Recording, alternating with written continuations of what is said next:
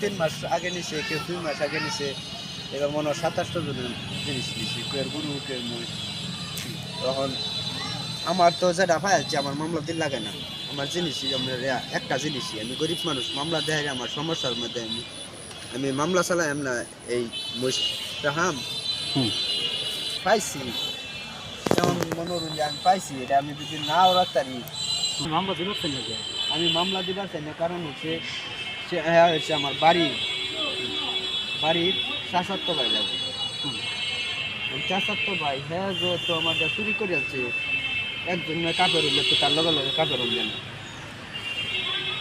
আপনার নাম কি? আমার নাম হচ্ছে আমিনুল ইসলাম।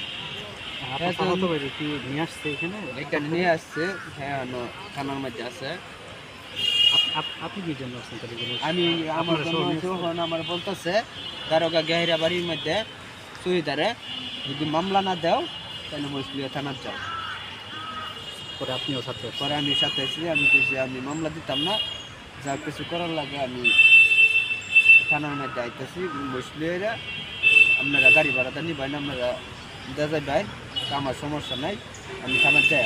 কারণ আমি এর নামে মামলা আগেও করছি না, অন্য করবার চাই না। কোন দিন হারাইছে?